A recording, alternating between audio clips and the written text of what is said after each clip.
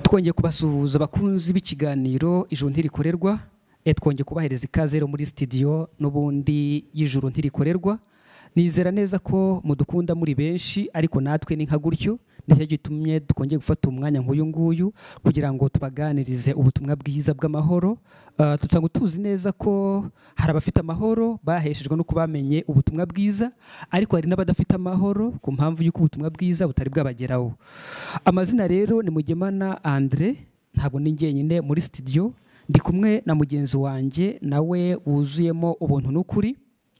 Amen.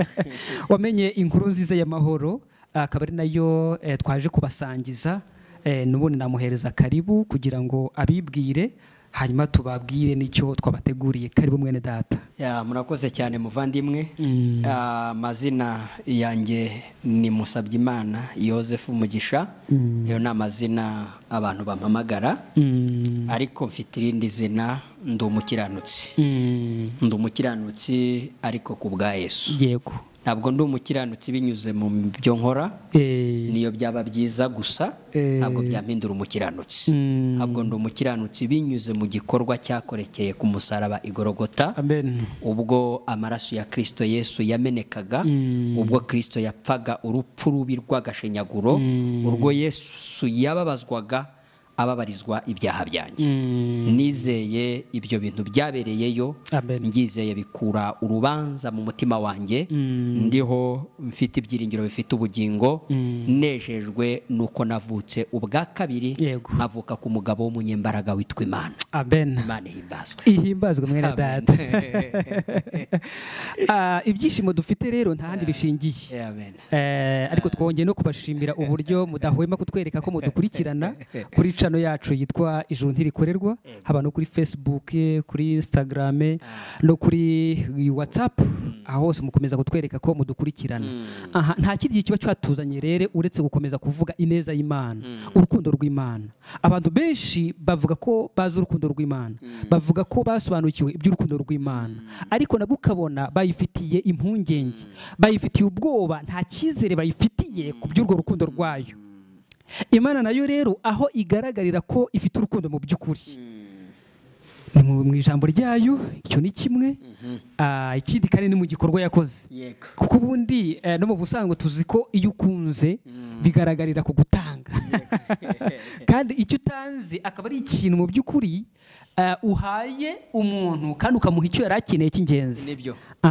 Tugiye kubabwira rero urukundo rw'Imana aho rushingiye. Ibyo bize gutuma abantu benshi bazi ko mu by'ukuri ibyo tugiye kuvuga ari ibintu bisanzwe, ariko umere nk'umuntu utabizi kugira ngo ubashe kuba wakwakira igihishemo tuze kuguhishurira. Reka dusome ijambo abantu bakunda kumva, ariko Imana ize kuza guhishuramo icyo badakunda kumva. Yego. Muri Yohana igice cya 3 umurongo wa 17. Ubutumwa bwiza. Ubutumwa bwiza. Yego. Ubutumwa bwiza bwa Yohana igice cya 3. Reka dusome ku murongo wa 17, wenda tugeze kuri 19. Yohana 3:17. Kuko Imana itatumye umwana wayo mu isi gucira abari mu isi ho iteka, ahubwo yabikoreye kugira ngo abari mu isi bakizwe nawe. Umwizera ntacirwaho iteka, utamwizera amaze kuricirwaho. Impamvu ariciriweho ngo nuko atizeye izina ry'umwana w'ikinege w'Imana. Uko gucirwaho nukuhe? Nuko umucyo waje mu isi, abantu bagakunda umwijima kuwurutisha umucyo, babitewe nuko ibyo bakora ari bibi. Kuri ubu ngubu ntekereza ko Imana nta rubanza ifitanye n'abantu. Yego. Ahubwo abantu bo ubwabo basa nk'aho ari bo bafite urubanza ku Mana. Yego. Kuko urumva abantu bo barabizi neza ko bahemukiye Imana. Yego. Muri sekuruza, ariko wenda no mu bikorwa twagiye tugaragaza. Adamu sogokuruza wacu niwe wagomeye Imana, natwe abuzukuru be tuba tuyigomereye muri we. Yego. Tunavukana ubugome, tubaho mu by'ukuri tuyigomera mu buzima bwacu bwose. Ariko Imana turi gushaka gutsindagira iby'urukundo rwayo. Nubwo twayigomeye, nubwo twayihemukiye, nubwo tutakoze inshingano yaduhaye tukarya ku giti cy'ubwenge umunyesha ikiza n'ikibi yari yatubujije, ndacyagaruka ku rukundo rwayo. Iyo ni inabi twayituye, twayigiriye inabi nyinshi cyane, ariko mu by'ukuri iyo nabi yacu ntabwo yayitayeho, ntabwo yitaye ku nabi yacu ngo itwiture ibyo twayikoreye. Ariko uzi buriya urukundo, uvuze urukundo rw'Imana, gukunda umuntu ariko utarubikwiriye, umuntu kwanga, ugakunda umuntu kwanga mufitanye ikibazo, kuko turi kuvuga urukundo hejuru y'ikibazo cyabaye. Ni naho rwumvikana. Yego mugisha, kuko hari umuririmbyi yaririmbye aravuga ngo kandi ukwikunda umwana wayo nge ni kwinkunda ndakwiriye, nari umugome nukwimpa Yesu gwambambirwe ku musaraba, mubo yacunguje ayo maraso, nzi yuko nanjye ndimo, zajya ndirimba urwo rukundo ndugeze mu isi yose. Amen. Ngo ni urukundo rwo gukunda umuntu utarukunditse, ngo kwikunda umwana wayo nindi ni Yesu Kristo. Ukwimukunda atarayihemukiye, nikigukunda wewe wayihemukiye, kandi ngo udakwiriye. Ko yavuze ngo nari umugome, gutavuze ko uri umugome nonaha, nari umugome, kuko tubyiziho ko twagomeye Imana, ariko kubwo urukundo noneho tumeze nkaho tutakiri abagome. Dore urukundo rw'Imana rwayiteye gukunda umuntu wangiritse, nk'uko abivuga. Yego rwose, wangiritse ngo uhereye mu bworo bw'ikirenge. Yesaya igice cya mbere umurongo wa 6. Ni urukundo rwayiteye gukunda umuntu wangiritse, uhereye mu bworo bw'ikirenge ngo ukageza mu gitwariro ngo ntahazima. Ni ibisebe binuka bitigeze gukandwa ngo ni ingumasa. Yego rwose, ngo urwo rukundo rw'Imana buriya no mu buzima reka busanzwe abantu bakunda abandi bitewe n'icyo babaca. Yego, reka mukunde nk'abasore barambagiza gati, mukundiye inzobe, mukundiye uko ateye, mukundiye indeshyo, mukundiye aho avuka se, mukundiye amafaranga se. Mu buzima busanzwe abantu iyo bakunda bashingiye, ubwo ntibakunda umuntu ahubwo bakunze icyo bazamukuraho. Bitandukanye n'urukundo rw'Imana. Amen. Imana yo ntacyo ari kuducaho, ntabwo twara gutabwa nyine. Hano nko mu Baroma igice cyaho cya 5 umurongo waho 6. Yego rwose, haravuga ngo tukiri abanyantege nke mu gihe gikwiriye Kristo yapfiriye abanyabyaha. Yego rwose, birakomeye kugira ngo umuntu apfire umukiranutsi nkanswe umunyabyaha. Icyakora ahari byashoboka ko umuntu yatinyuka gupfira umunyangesho nziza. Ariko Imana yerekanye urukundo rwayo, idukunda ubwo Kristo yadupfiraga tukiri abanyabyaha. Amen. Wowe udukurikiye nawe uvuga ngo amen, kubera iyo mpamvu. Kuko n'ubundi arabazikuvugisha, arabakubiza ngo niba muri kumva ngo nimuvuge ngo amen. Bakubwiye tuti ku nyanja itukura, Abisirayeli bambutse inyanja itukura, bakakubwira ibintu nk'ibyo, barangiza bati abantu turi kumwe nimuvuge amina cyane. Ahubwo ubu ngubu abantu bari kudukurikira bakurikira iki kiganiro cy'urukundo rw'Imana, nimwikirize muvuge ngo amen. Amen. Yego, mbese abantu nyine batera amena kubera bakubwiye ibigiye kukubaho by'umubiri, kubera ibyo ukize by'umubiri. Ariko hano amena ivuye mu by'ukuri ku rukundo rw'Imana. Ni ukuba Imana yaragukunze uri mubi, tukiri abanyantege nke mu gihe gikwiriye. Abanyantege nke ku byo gukora ibyo Imana ishaka, abanyantege nke ku byo gukora ibyo Imana ishaka, ku byo kuyikiranukira. Byaranze tubiziranyeho ko byanze. Ibyo gukiranukira Imana byaranze. N'utari washyira agapira hasi nagashyire hasi, cyane ko Imana itigeze gusaba kuyikiranukira. Irakuzuye ko irabizi neza ko wuzuyemo gukiranirwa gusa. Nta kizerera kimwe igufitiye. Niyo mpamvu nta n'icyo yakwirirwa inanagusaba. Yateguye Yesu kera, izi ko wangiritse muri Adamu, kuva mu kirenge kugeza mu mutwe nta hazima. Itegura Yesu mbere y'uko unangirika. Ari mpamvu dushaka kuvuga ku rw'urukundo rw'Imana. Ntago Imana ntinagukunze nonaha, ahubwo Imana yadukunze kera isi itari yaremwa. Itubona kera ko tuzacumurira mu zacumura. Itegura kera ku rukundo rwayo, itegura Yesu uzacungura abacumuye. None kuki ukiyumvamo ko kuki ukitekereza mu mateka yo kwa Adamu? Mu by'ukuri Adamu kuko yaciriweho iteka, yanabwiye ko umunsi yakoze icyaha no gupfa azapfa. Urupfu koko rukagera ku bantu bose ko bose bakoze ibyaha. Ariko tugarutse ku rukundo rw'Imana. Urukundo rw'Imana, dore rero urukundo rw'Imana rwatumye mpfira. Kubera ko urukundo rw'Imana hano twasomye ngo kuko itatumye umwana wayo. Yego, kuturimbura. Ahubwo yamutumye kugira ngo abari mu isi bose bakizwe nawe, be kurimbuka. Reba Imana urukundo. Yego. Ibyanditswe byera bivuga ko mbere na mbere hano mu butumwa bwiza igice cya mbere bwa Yohana, ngo mbere na mbere hariho jambo. Yego rwose. Jambo yahoranye n'Imana. Yego. Kandi mu byaremwe byose nta na kimwe cyaremwe kitaremwe nawe. Reba jambo rero. Yego. Uwavuye mu ijuru kubw'urukundo. Yego rwose. Kubw'urukundo yakunze umuntu. Jambo ava mu ijuru. Hari umuririmbyi yavuze ngo yasize ubwiza n'icyubahiro. Yego rwose. Asiga ubwiza n'icyubahiro. Aramanuka. Ni urukundo. Yego, ni urukundo ruri kubimutera. Kuko ngo rwatumye Yesu aza mu isi yacu kugira ngo abarindushya turuhure. Yego rwose. Aramanuka. Asiga ubwiza. Yego. Asiga icyubahiro. Aramanuka. Avukira mu bo yaremye. Yego. Urumva ni umuremyi wa byose. Kubera urukundo kugira ngo aronke umuntu aca bugufi cyane. Yemera no kuvukira mu bo yaremye. Yego. Urukundo rumutera kuza. Imana irasonza. Yego. Urukundo ruyitera kuza. Yego. Yambikwa ubusa. Yego. Urukundo ruyitera kuza. Isuzugurwa n'abo yaremye. Yego. Irangwa. Urukundo ruyitera kuza. Bayipfura ubwanwa. Iraceceka. Kandi ifite ubutuku.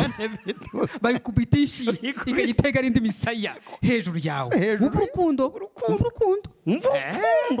Hejuru yawe. Urukundo ruyitera kujya mu rubanza. Yego. Ntiyanarutsinda. Yego. Nubwo ukurikije amategeko y'ubumana ko ari Imana yo yari kurutsinda, ariko mu rubanza yaratsinzwe. Kubera ko iduhagarariye. Kubw'urukundo. Yego. Iri gukunda umuntu. Ngo hari mu Baroma havuze ngo biranakomeye kugira ngo umuntu abashe no gupfira umunyange. Ngo ntibijya binabaho. Ngo byabonetse rimwe. Gusa gupfira umwanzi wawe. Urw'urukundo. Kandi urwo rupfu urumva hari ushobora kumva urwo rupfu kuko ati ngo njye hari inshuti yanjye rwose nakwemera ko bantera icumu ku bwayo, hari bankubita umuhini ku rwayo. Noneho wumve urupfu wowe wari waragenewe bigutere kumva urukundo rw'Imana ruri hejuru. Uri waragenewe kurimbuka iteka ryose. Nicyo gituma Yesu atapfa urupfu rw'umubiri nko gusinzira. Urabizi ko nawe urwo rupfu uzarupfa si rwagupfiriye. Burya ntiwarugupfira mugisha.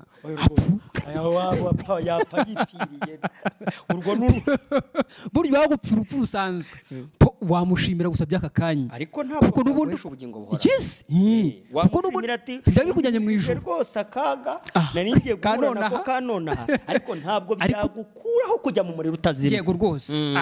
Mwumva urukundo rw'Imana rushingiye nuko rwadukijije kujya mu muriro utazima. Urupfu Yesu yadupfiriye nturutekereze nk'urwapfira inshuti yawe. Nturutekereze nk'urwapfira mwene wanyu. Nturutekereze nk'urwapfira umwana wawe. Kubw'urukundo. Urwo rwa rukundo ruciriritse. Nyine hari urukundo rubaho mugisha ku buryo wabona sheri wawe ati oya njye ni munyice sheri wanjye abeho.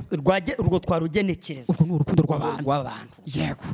Uwagupfira urupfu rw'iteka wamukurahe. nta wagupfira urupfu rw'iteka, ni nawe twashaka, nawe twari tunakeneye, ni ako ni narwo rukundo ubundi nyirizina. Ibindi byo ni ariko urupfu rw'iteka rwo kurimbuka ukajya mu muriro utazima. Umva iki kintu ngo mu nyanja y'umuriro n'amazuku, ngo aho urunyo rwaho rudapfa, n'umuriro waho ntuzime. ngo urwo rukundo aho rwaduka. Umva urukundo rwakugiriye hahantu. Niyo mpamvu muri byavuga ati ngo ibyaha byanjye yabihambye mu mva, maze arazuka ngo ampuze nase. Ntabwo ariko nzamushimira ibyo. Ntidutegereza ko azagaruka, kuko ubundi yaragarutse ari muri twebwe. Niyo mpamvu turi kubwira abantu by'urukundo rw'Imana, urukundo rw'Imana. Ubwo hubwo azagaruka aje kujyana bizeye iby'urwo rukundo. Yego rwose. Ese wowe urumva habura iki? Ntiwongere gushidikanya, ntiwongere guhangayika, ntiwongere guhagarika imitima. Urajya mu butayu gukora iki? Ibiryo ubu wananiwe kubirya ukubera kutamenya urukundo wariye, wiyirije ngo ubusa, ngo kugira ngo uzajye mu ijuru, kugira ngo ukire urwo rubanza. Ubwo si ubwo harimo urukundo, ubwo si hari uwagukunze. Uwadukunze yadusabye kurya, ahubwo yiriza ubusa iminsi 40. Naho wowe urafata ingahe ukabura urenda gupfa. Hari n'abajya bapfa kubera kutamenya urwo rukundo. Buriya nicyo kibazira, ni ukutamenya urukundo rw'Imana rwayiteye gutanga. Yego. Ariko aka kantu muvana, urukundo rwayiteye gutanga umwana wayo w'ikinege.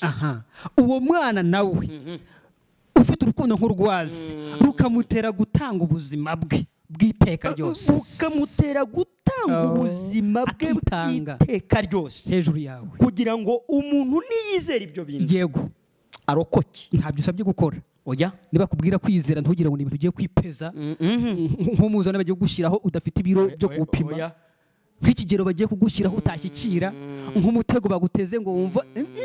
Kwizera ni ukumara kumenya ko hari uwagukuyeho urubanza rwawe. Uzi ko ngo Imana yamutanze? Yego. ngo yashimye. Yesaya abihanura mu bice bya 53. Yego. Yaravuze ngo Uwiteka yaramushenjaguye. Inanabyishimiye. Ngo yashimye kumushenjagura iramubabaza. Ese wemeye ibyo? Ngo ubugingo bwe bwitambwa w'igitambo cyo gukuraho ibyaha. Hepfo haravuga ngo azabona ibituruka mu bise by'ubugingo bwe bimwishimishe bimuhaze. Nibyo yarakeneye. Nibyo yarakeneye. Abafite iryo shimwe.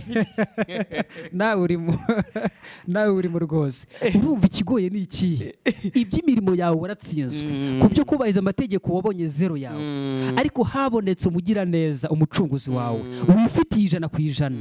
We yemera gufata 0 yawe ku 100 ayishyiraho, irangije imubarwaho, ajya no mu gihano cyayo, kugira ngo we niwumva ayo makuru gusa ni ukuri ukiri iryo teka. Ngo impamvu ugiciriyeho iryo teka ngo nuko umucyo waje, niko twasomye, ngo wikundira umwijima kurutisha umucyo. Ngo Yesu yaraje akora ibyo gukiranuka wasabwaga, wowe rero impamvu ukiciraho iteka mu mutima no mu ntekerezo zawe ni ugukunda ibibi. Ibibi rero niyo mirimo yawe. Ubundi gukorera ijuru nicyo kibazo ufite. Ubundi ni na umucyo waraje. Tandukana n'ibibi. Tandukana n'ibibi. Umucyo waraje, none wowe wikundiye umwijima kurutisha umucyo, kubera ibyo ukora nyine ari bibi. Rekeraho gukorera ijuru. Ariko muvande, tukiri naho ngaho, si nayo mpamvu ku mpamvu z'uko abantu bayobeye urukundo rw'Imana. Yego. Rwayiteye gutanga umwana wayo. Yego. akabarwaho ibyaha byacu. Yego. Akabicumitirwa. Yego. Akabishenjagurirwa. Akamena amaraso. Tukababarirwa ibyaha. Kubabarirwa kukaba kwarabaye rimwe. Yego. Ibyo bikaba byarabaye iteka ryose. Yego. Icyo nari ngiye kuvuga. Ku mpamvu zo kuyoberwa iby'ubwo rukundo, si nacyo gituma kuri ubu ngubu abantu babayeho nabi. Yego cyane. Kubera ko yo wayobewe uwagukunze, ukomeza kujya gushakira urukundo aho rutaba. Yego. Noneho ukajya utekereza ko kujya mu buvumo biri bukuzanira amahoro. Amahoro ndi kuvuga ni n'ayasanzwe. Yego. Imibereho mvuga ni n'iyisanzwe. Ibuka cya cyanditswe kiri muri Mariko nk'igice cyaho cya 2, ngo ikirema cyaje gihetswe na 4. Yego. Ngo gisanze Yesu aho yari ari kwigishiriza ijambo ry'Imana, ngo mu muryango hari huzuye baburaho kunyura. Ngo badurira, ngo barasakambura, ariko ngo basakambura hateganye naho Yesu ari. Yego. ngo bakimara kuhasakambura bamanuriramo ingobyi yari irimo ikirema ngo arabanza aracyitegereza. Ubwa mbere cyari ikirema, ngo amaze kucyitegereza aba arakibwiye ngo mwana wanjye ibyaha byawe urabibabarira. Cyarabanje kirababarirwa. Yego. Kubera ko uwamenye urwo rukundo rw'Imana nuko akwiriye kubanza kubabarirwa. Ubwo bivuze ngo umuntu ugisaba imbabazi z'ibyaha zisaba Imana taramenya urukundo rwose, amenya urukundo rw'Imana. Icyo nshaka kuvuga, nyuma ngo kikimara kubwirwa ayo magambo gikiza urupfu rw'iteka, nibwo yanakibwiye ngo ikorere uburiri ingobyi witahire. Bivuze ngo wasobanukiwe urukundo rw'Imana n'ingobyi yari ahetswemo, nk'imibereho mibi yari imurimo, nk'imibereho mibi yari imugose. Iyo yageze kuri Kristo akamenya urwo rukundo rw'Imana ko yakunzwe, ubwo binamuhesha kugira imibereho ishingiye ku gusobanukirwa urukundo rw'Imana. Kuko hano barabivuga nanone, hano ngaha ngo umurongo w'Icyenda ngo nkanswe none ubwo tumaze gutsindishirizwa n'amaraso ntituzarushirizwaho gukizwa umujinya w'Imana nawe. Ni ukuvuga ngo ubwo noneho yari ari kuvuga ngo ubwo tumaze gukira urupfu rw'iteka, ubwo tumaze kugirwa abera n'amaraso ya Kristo Yesu, ntituzarushirizwaho gutsindishirizwa umujinya. Bivuze ngo kudasobanukirwa urukundo rw'Imana, mwene da nawe aka kantu nkakubazaho. Ubwo imibereho mibi abantu birirwa bahura nayo ya buri munsi, ariko kandi bakibwira ko bari bujye gushakisha imibereho myiza, ari uko bari mu butayu, ari uko basenza yirindwi, ariko n'ubundi imibereho mibi ikagumaho. Kurira indege, ariko n'ubundi wagera no mu burayi ukagumana ikibazo cy'imibereho. Ndavuga iyo mu mutima. Kuba utekaniye mu Mana, utekaniye no muri iyi si no mu by'ubuzima, ni uko warasobanukira urukundo rw'Imana. Amen. Niho havuga ngo Uwiteka niba ari mu ruhande rwacu, umubisha wacu nindi, ubwo itimanye umwana wayo ikamutanga ubwacu kubera ibyaha byacu, hanyuma indi gahunda indi serivisi yindi twakenera akayitwima, ibidasaba ko dupfirwa, ubukene bwose, ubutindi bwose, imibereho mibi yose, biravuga ngo nta mahoro y'umuntu ukiyumvamo urubanza rw'ibyaha, nta mahoro y'umunyabyaha. Biravuga ngo uwo niwe mahoro yacu, ngo uwo niwe butunzi bwacu. Iyo tuvuga ngo yisize ubusa, biravuga ngo muzi neza ko Yesu ubwo yari umutunzi akemera kwigira umukene, gukora kugira ngo ubukene bwe budutungishe. Bivuze ngo twongeye kuba abatunzi kubera ko ibya Yesu byose byabaye ibyacu, bimwuzuye twabona ubukurikira n'ubundi n'ama etaje. Hari amagambo pe yaravuze ngo kuko imbaraga z'ubumana zatugabiye ibintu byose bizana n'ubuntu. Iyo tuvuga ibintu byose ntituvuga cyane bifatika, hashingiye no ku migisha twaboneye mu bumana, ko ari imigisha ngo y'umwuka y'ahantu ho mu ijoro.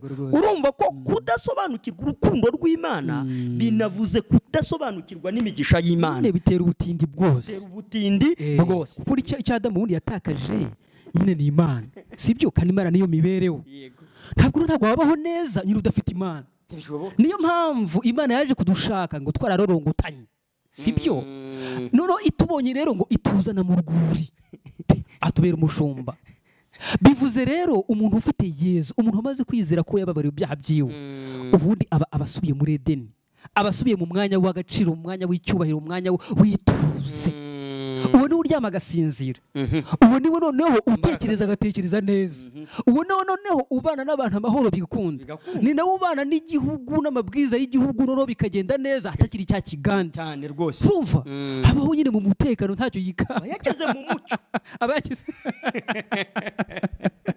Twababwiraga rero hari amateka rwose, hari amateka yo muri Adamu twaraciriweho iteka, turi abanyamwaku, dufite ubwoba n'iteka, duhora duhagaritse umutima, inkuba ikubita ati ndapfuye, impanuka yajya kuba ati mu izina rya Yesu, ukajya mu mvura, ukajya mu butayu, ukajya mu misozi, ukajya kwimanika, ukiyangiza mu buryo bwose bushoboka.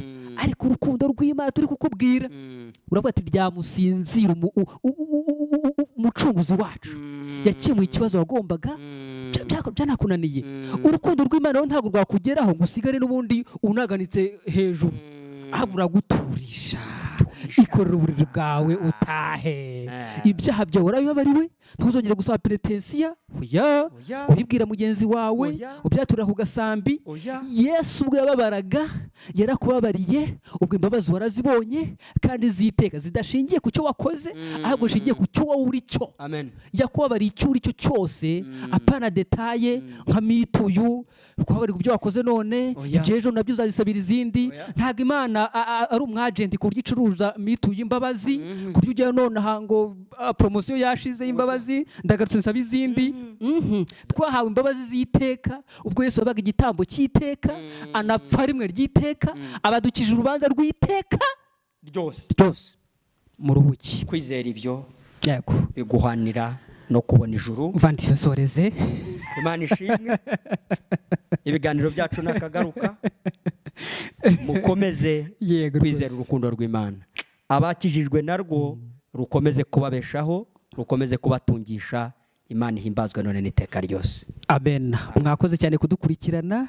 Ibindi naho ku biganiro bindi byacu by'ubutaha mukomeze gukurikirana kuri channel Ijuru Ntirikorerwa, muzasanga byinshi kandi dukomeje kubategurira byinshi bibahesha ku bantu mu isi, muzi neza ko mufite ijuru bidasubirwaho. Amahoro y'Imana. Kwibaza ku nimero wanaduhamagaraho, yego ni 07 8 39 26